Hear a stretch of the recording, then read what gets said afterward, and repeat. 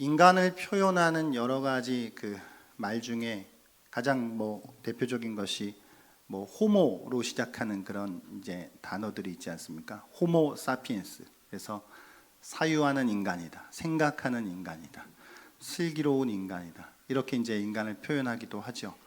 그 중에 또 하나가 호모 파베르라고 하는 단어가 있습니다. 인간이 이제 도구를 사용하고 기술들을 이제 만드니까 도구적 인간이다. 그래서 호모 파베르라고 하기도 하고요. 또 그 중에 하나가 호모 루벤스라고 하는 말이 있는데 이것은 유희적 인간, 놀이하는 인간이에요. 그래서 인간은 노는 거를 좋아하는 그런 어떤 특징들이 있는데 그것은 이제 호모 루덴스다라고 그렇게 또 부른다고 합니다. 그 중에 하나가 이제 호모 비아토르라고 하는 단어가 있는데요. 이것은 길 위에 있는 인간이라는 뜻이래요. 그래서 걷는 사람을 말하는 것이죠. 걷는다는 건 그냥 이렇게 직립보행한다는 게 아니라 여행을 한다는 것이, 어디론가 이동을 한다는 것이죠. 그래서 이제 인류가 유목적인 그런 느낌들을 좀 가지고 이곳에서 저곳으로 이동하는 역사들을 이제 지나왔는데 그런 어떤 측면에서 호모 비아토르라고 하는 또 말을 사용하기도 합니다. 그렇죠. 우리는 어디론가 길을 가고 있는 순례자와 같은 그런 사람들입니다. 제가 팝송을 고등학교 때부터 참 좋아했는데요. 또 제일 손꼽아 좋아하는 팝송 중 하나가 마이 웨이입니다. 프랭크 시나트라의 마이 웨이. 그게 2001년에 영화 친구에서 주인공 유호성 씨가 또 불러가지고 또 우리의 가슴을 뜨겁게 했는데, 그런데 이 가사를 이게 잘 좀 살펴보면은 이게 오늘날 현대인들의 사고방식, 어떤 그 생활에 대한 인생관, 어떤 그런 것들을 좀 잘 드러내주는 그런 이제 노래인 것 같아요. 그 가사들을 이제 살펴보면 이렇습니다. 나는 내 모든 인생의 길을 계획했고 그 길을 따라 최선을 다해 걸어왔습니다. 이런 가사가 있어요. 또 그리고 무엇보다도 중요한 것은 난 내 삶을 내 방식대로 살아왔다는 것입니다. 그리고 또 난 모든 것에 맞서서 자신 있게 견뎌냈어요. 그래요. 난 내 방식대로 살아온 것입니다. 나는 나의 길을 걸어왔습니다라고 하는 그런 이제 가사말이죠. 제가 이번에 설교 준비하면서 이 가사말을 다시 한번 묵상하는데 제가 이 노래 전체는 그동안 좀 많이 좋아했는데 이 가사말은 내가 좀 다시 한번 생각해 봐야겠다. 이게 오늘날 하나님을 떠난 서구적 좀 인간들을 대변하는 좀 서구뿐만 아니라 사실 오늘날 현대인들을 대변하는 그런 어떤 가사말인 것 같아요. 성경은 두 개의 길을 제시하고 있습니다. 하나는 의인의 길이고 다른 하나는 악인의 길입니다. 회색 지대라고 하는 것은 없죠. 그저 인간은 둘 중 하나의 길을 걸어가게 되는 것이죠. 철로 역정에서도 크리스찬은 두 개의 갈림길을 만납니다. 그리고 그는 그 갈림길에서 하나의 길을 선택해야 했던 것입니다. 초대교회에서는 그래서 크리스찬을 가리켜서 그 길에 속한 사람이라고 그렇게 불렀다고 합니다. 예수께서 요한복음에서 말씀하셨듯이 내가 곧 길이요 진리요 생명이라고 말씀하셨듯이 바로 우리는 예수께 속한 사람들, 우리의 길 되시는 그 길에 그 예수님께 속한 사람들이다라고 하는 것이죠. 오늘 이 시편 1편은 전체 150개로 이루어져 있는 시편의 첫 장을 열고 있는 성경입니다. 복 있는 사람이라고 하는 구절로 시작되는 이 1편은 전체 시편의 서문과 같은 역할을 해요. 서문일 뿐만 아니라 시편이라고 하는 아름다운 집을 들어가는 문과 같은 그런 또 성경이기도 합니다.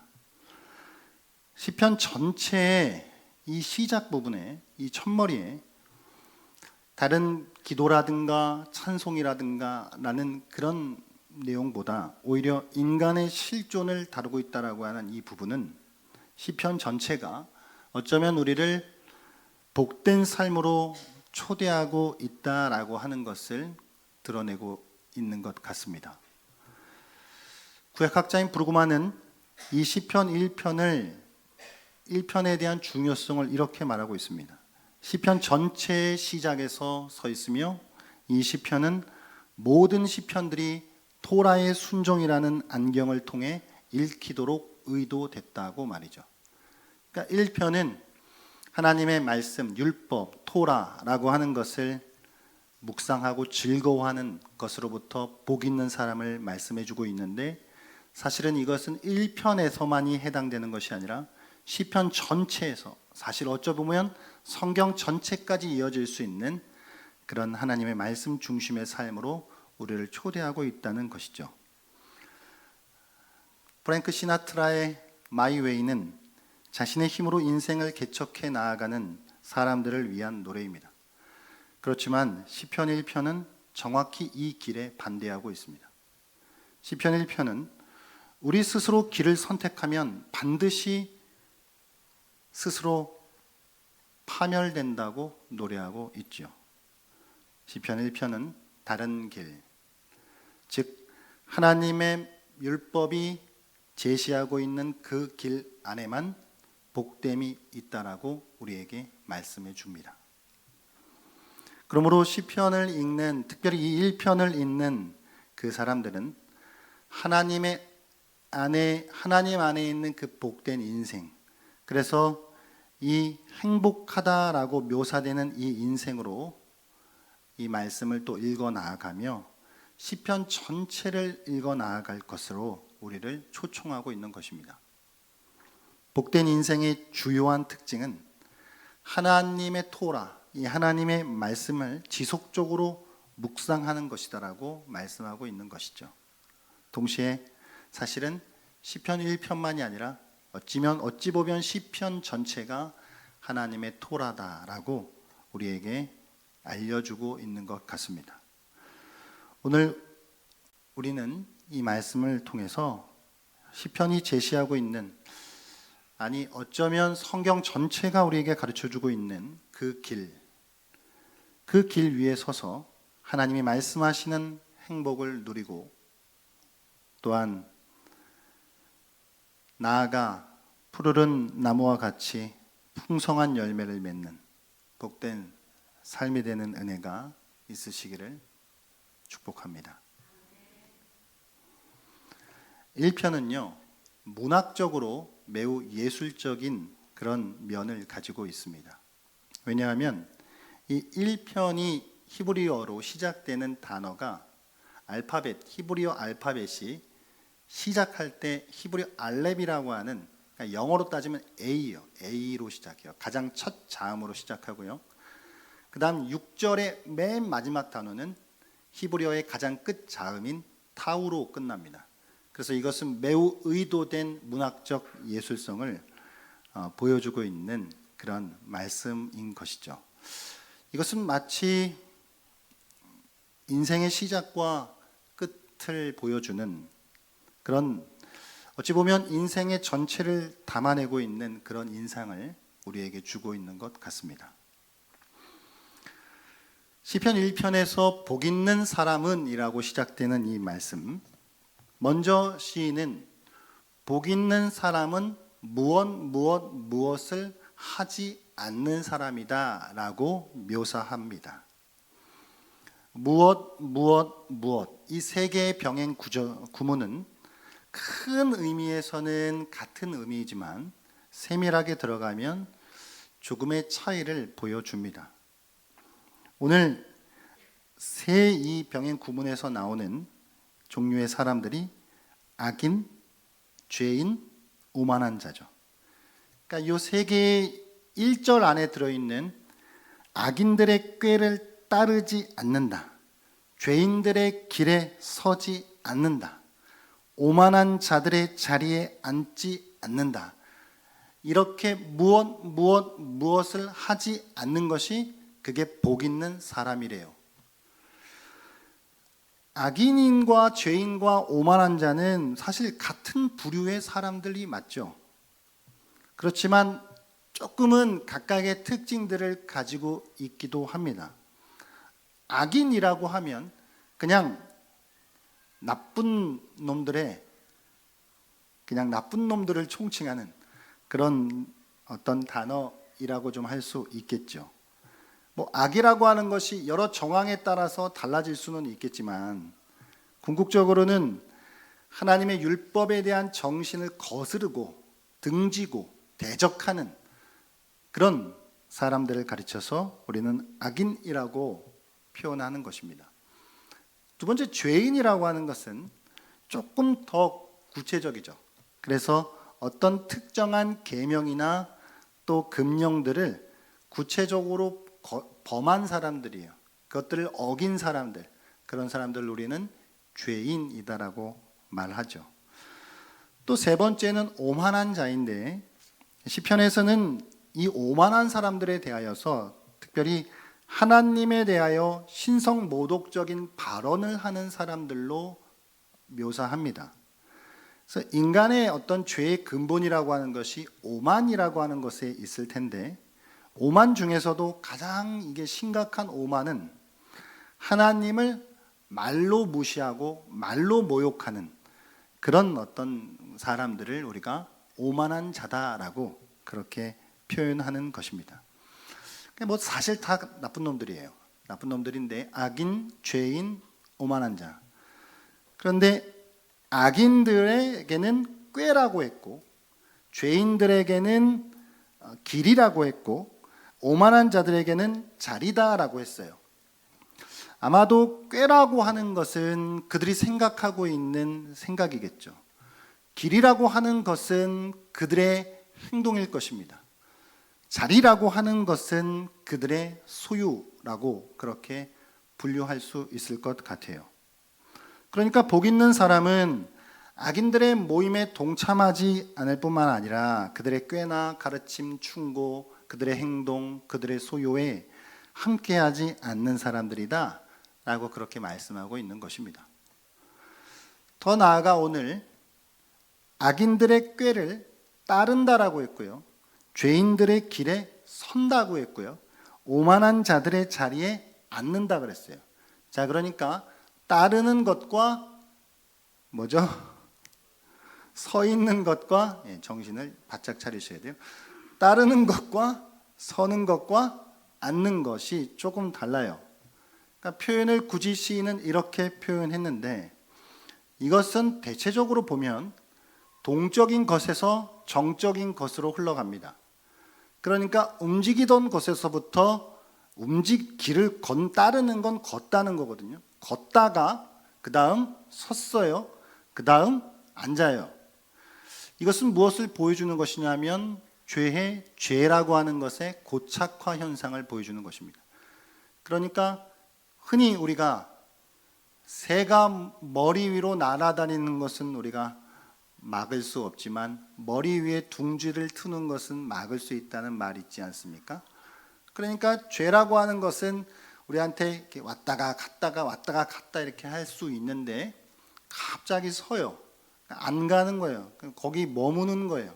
머무는데 이제는 아주 지가 주인인 것처럼 앉는 거예요.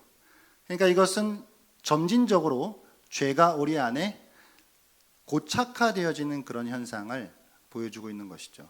죄라는 것도 한두 번이 쉽지 요게 몇 번 반복되면 양심이 이제 마비가 되면서 아주 아무렇지도 않게 되어지는 증상들이 우리 안에서 이제 일어나게 되는 것입니다. 그러니까 복 있는 사람은 이 모든 길을 피한다는 거예요. 복 있는 사람은 이 악인들, 죄인들, 오만한 자들의 꾀와 길과 이들의 모든 자리에서 함께하지 않는다는 것, 죄가 고착화되어지는 것을 막는다는 것, 그것들을 피한다는 그런 사람들이라는 것입니다. 그러면 어떻게 피하죠? 복 있는 사람이 그 모든 것들을 어떻게 피할 수 있을까요? 그것은 결국 그 유일한 길은 하나님의 말씀인 토라를 주야로 묵상하면서 그것을 즐거워하고 실천하는 것에 있다라고 성경이 우리에게 가르쳐주고 있는 것입니다. 그러니까 방법은 간단해요. 이 악인들과 죄인들과 오만한 자들의 빠지지 않을 수 있는 것은 우리가 하나님의 율법을 즐거워하고 그것을 주야로 묵상하는 것만이 우리에게 이 모든 길을 피할 수 있는 유일한 길이다라고 하는 것을 보여주고 있는 것입니다. 오늘 이 시편 1편에서 1절에 나와 있는 이 복이 있다라고 하는 이 단어는 아시레이라고 하는 이 단어인데, 이제 성경 구약 성경에 보면 복이라고 하는 단어가 이제 여러 가지로 또 이렇게 쓰이는데, 이제 뭐 바라크라든가 혹은 토보라든가 그 중에 이제 하나가 이제 아시레인데, 이 아시레이라고 하는 이 단어는 대체적으로 좀 이게 주변 사람들이 이미 아는 거예요. 그러니까 딱 누가 봐도 저 사람은 행복하다, 저 사람은 복이 넘친다라고 하는 것을 알 수 있는 어떤 그런 뉘앙스를 담고 있는 그런 단어라고 하는 것입니다. 그래서 참 그 사람이 참으로 행복하구나, 참 축하할 만하구나, 참 복스럽구나 라고 하는 것이 드러나는 것이고, 옆에 있는 사람이 그것을 느끼게 된다라고 하는 것입니다. 사랑하는 여러분, 주 안에서 복 있는 사람이 되시기를 소망합니다. 율법을 즐거워하시고 주야로 묵상하는 은혜가 있으시기를 바랍니다. 주야로 묵상한다 그랬는데요, 묵상한다라고 하는 이 히브리어 단어 하가는 이게 원래는 이런 뜻을 좀 갖고 있어요. 큰 사자나 어떤 그런 짐승들이 음식을 움키고 으르렁 거릴 때 있죠. 내셔널 지오그래피 같은 거 보면 그런 거 나오잖아요. 으르렁 거리는 어떤 그럴 때 사용하는 단어가 이 하가라고 하는 이 단어인데, 그럴 때나 아니면 뭐 비둘기가 내는 그런 구슬픈 소리, 이럴 때 이제 이 단어가 사용된다 그래요. 그러니까요, 여기서 묵상한다라고 하는 것은, 이 묵상한다라고 할 때는 우리가 조금 느낌적으로 이게 좀 내재적인 느낌을 좀 갖는데, 그것이 아니라 오히려 이것은 외면화가 되는 거죠. 이렇게 밖으로 드러나게 되는 거죠. 그래서 중얼중얼거리고 뭔가 계속 읊조리고 계속 그 뭔가를 이렇게 말하는 거예요. 예전 유대인들이 회당에서 율법을 항상 읽는 모습들, 그들 유대인들의 어떤 그 시도 때도 없이 하나님의 율법을 읊조리는 그들의 어떤 모습을 우리가 상상해 볼 수 있는 것이죠. 그래서 이 말씀은 오늘날 우리 성도들에게 적용해 본다면 주님의 말씀을 읽고 듣고 암송하고 공부하고 그 모든 것들을 다 포함할 수 있다는 것입니다. 그러니까 이제 2절 이 말씀 다음에 3절 말씀으로 이어지는데요, 아마도 시인은 의도하기를 읊조린다라고 하는, 묵상한다라고 하는 단어와 그 뒤에 시냇물에 대한 이미지를 연결시키고 있는데, 졸졸졸졸졸졸 흐르는 시냇물과 같이 하나님의 말씀을 졸졸졸졸졸 읊조리는 그런 모습을 연상케 해주고 있는 것입니다. 이제 3절로 넘어가면요, 시냇가에 심긴 나무에 대한 그런 이미지가 등장하는데, 이 나무가 나옵니다. 이 나무를 통해서 의인이 누리는 평온함과 그런 안정감에 대한 것들을 우리에게 보여주고 있습니다. 그러니까 행복이라고 하는 것, 복됨이라고 하는 것은 어떤 보상적인 차원에서 그것이 주어진다라기보다는 오히려 우리가 하나님 앞에서 올바른 삶을 살아간 것에 대한 당연한 결과로 주어진다는 것을 말해주고 있는 것이죠. 그러니까 물을 계속 공급받는 나무는 무성하게 자라나요. 악을 피하고 하나님의 말씀을 기쁘게 여기는 사람에게는 하나님의 번영이 자연스럽게 일어난다라고 하는 것이죠. 그러니까 창조 세계에도 질서가 있는 것처럼 영적인 세계에도 질서가 있다는 것입니다. 올바른 환경에 심겨진 나무가 풍성한 열매를 맺어가듯이 주님의 언약의 말씀 안에 심겨진 그 사람, 그 말씀을 잘 따르는 사람들은 그들도 마찬가지로 많은 열매를 맺는 삶을 살아가게 된다는 것입니다. 믿으십니까? 반면에 악인은 바람에 나는 겨로 비유되고 있어요. 추수할 때가 되면 농부들은 타작 마당에서 곡물을 키질하겠죠. 이때 가벼운 겨나 껍질 같은 것들은 바람에 날려가게 되어 있어요. 그렇지만 견실한 곡식들은 그대로 떨어져 남게 되는 것이죠. 악인이 겨로 비유됐다라고 하는 것은 그가 가볍다는 것뿐만 아니라 사실 그 안에 아무런 가치도 없다라고 하는 것을 말해주고 있는 것입니다. 그런데 단지 그냥 단순한 겨가 아니라 바람에 나는 겨다라고 그래요. 이 바람은 무엇일까요? 이것은 우리가 살아가는 현세에 불어오는 심판일 뿐만 아니라 또한 하나님께서 종말에 불어주실 그 심판의 바람일 것인데, 악인은 그 모든 바람 앞에서 나라가 사라져 버릴 것이다 라고 말씀해 주고 있는 것입니다.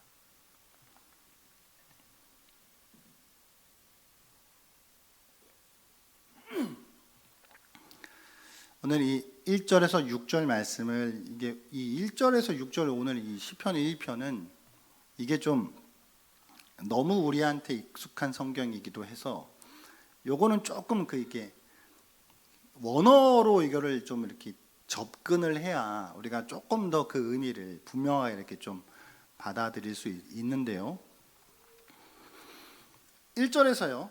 복 있는 사람은 이라고 했고요. 그 다음에 악인들, 죄인들, 오만한 자들이라고 했어요. 뭐가 틀리죠? 복 있는 사람은 단수로 쓰였고요. 악인들, 죄인들, 오만한 자들은 복수로 쓰였어요. 그러니까 이것은 아마도 시인이 이런 것을 또 우리에게 암시해 주고 있는 것 같습니다. 그러니까 이게 복 있는 사람의 길이라고 하는 것이 숫자적으로는 이게 그렇게 만만한 길은 아니라는 것이죠. 넓은 길이 아니라는 거예요. 이게 좁은 길이라는 것이죠. 그러니까 이 복 있는 사람은 외로워요.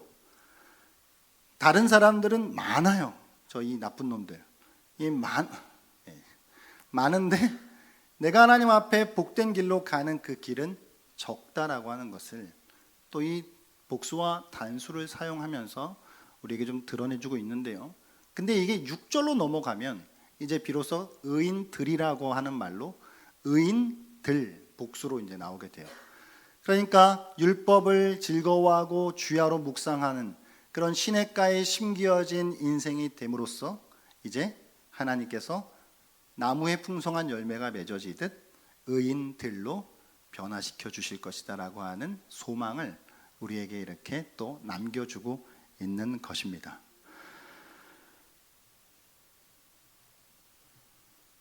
이 오늘 6절 말씀 한번 띄워봐 주시겠습니까? 6절 말씀. 6절 말씀 한번 다 같이 한번 읽어보겠습니다. 시작.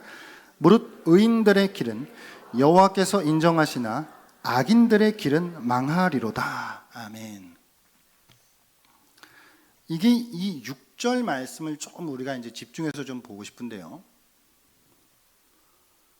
이게 구문론적으로 이게 의인들의 길과 악인들의 길에 좀 미묘한 차이가 있어요. 그러니까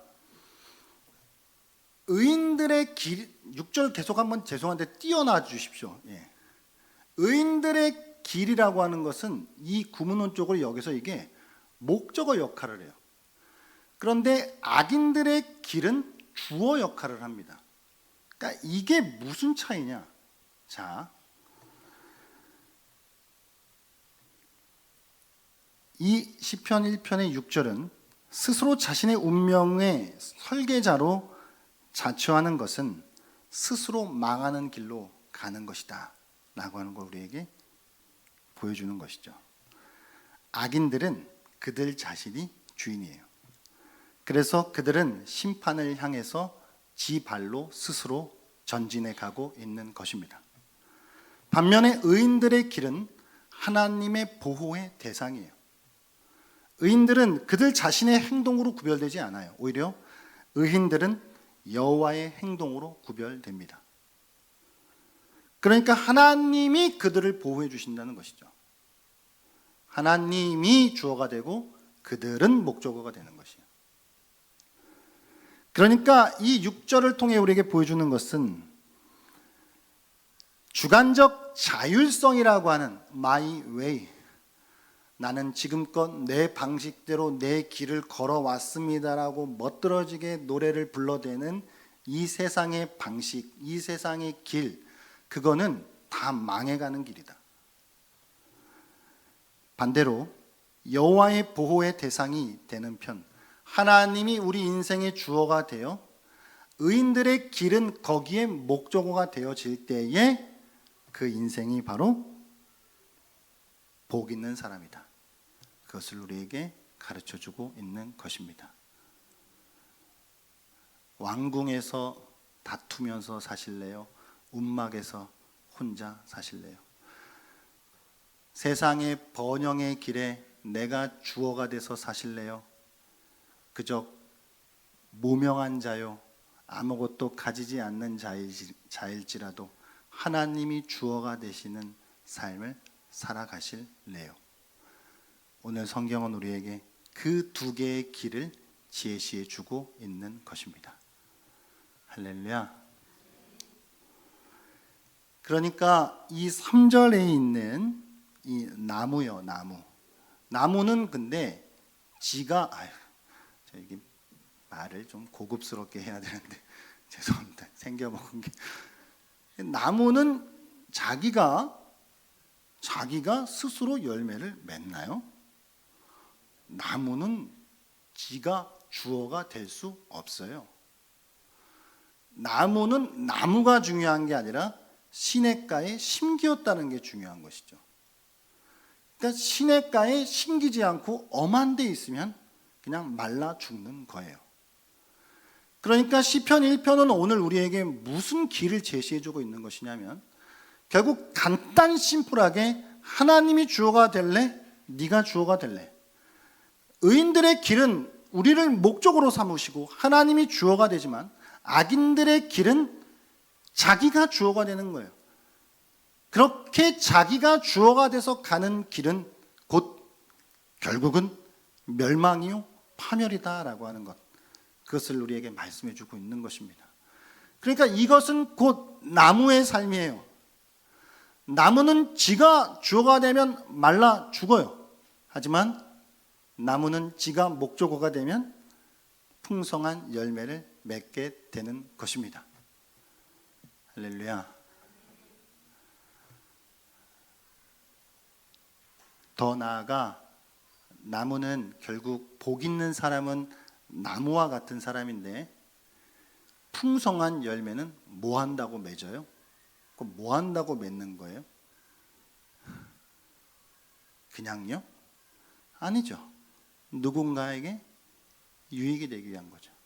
누군가에게 그 행복을 전하기 위한 것이죠. 이게 나무입니다. 그러므로 복 있는 사람은 그냥 열매를 맺는 게 끝이 아니라 열매를 맺음으로 또 다른 누군가를 복되게 하는 것. 그래서 1절에는 의인이 복 있는 사람이 단수로 나왔지만 이 열매를 맺게 함으로써 의인들이라고 하는 6절에 확장으로 이어지게 하는 것, 이것이 진정한 복 있는 사람이라는 것입니다. 할렐루야. 주 안에서 복 있는 사람의 길에 설 수 있는 저 여러분 되기를 바랍니다. 마치 누가복음에서 말씀하신 바와 같이 이런 사람이요. 누가복음 13장 19절 말씀 같이 한번 읽어볼까요? 시작. 마치 사람이 자기 채소밭에 갖다 심은 겨자씨 한 알 같으니 자라 나무가 되어 공중의 새들이 그 가지에 깃들렀느니라. 아멘.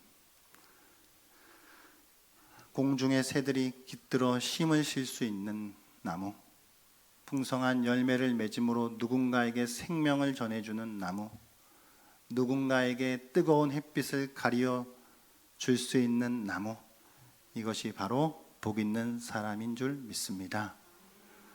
다 똑같지는 않겠죠. 다 모두가 똑같은 방식으로 복 있는 사람이 되어 똑같은 형태로 누군가에게 행복을 전해주지는 않을 거예요. 어떤 사람은 열매를 맺어서, 어떤 사람은 그늘이 되어서, 어떤 사람은 쉼이 되어서 수많은 형태와 방식으로 결국은 생명이 전해지는 그런 매개체가 될 수 있을 것입니다. 오늘의 말씀을 생각하시면서요. 그래서 저도 앞으로 마이웨이를 들어야 되나 말아야 되나 지금 고민이 돼요. 마이웨이를 버리고 그 노래는 듣든지 말든지 우리는 히즈 웨이로 그분의 길을 들어서서 그분의 길에 걸어갈 수 있는 그런 저와 여러분이 되었으면 좋겠습니다. 끊임없이 내가 주어가 되려고 하는 그 우리 인생의 헛됨을 내려놓고 하나님이 우리의 인생의 주어가 되시는 그런 나무와 같은 삶을 살아가시는 우리 모든 성도들이 되시기를 축복합니다.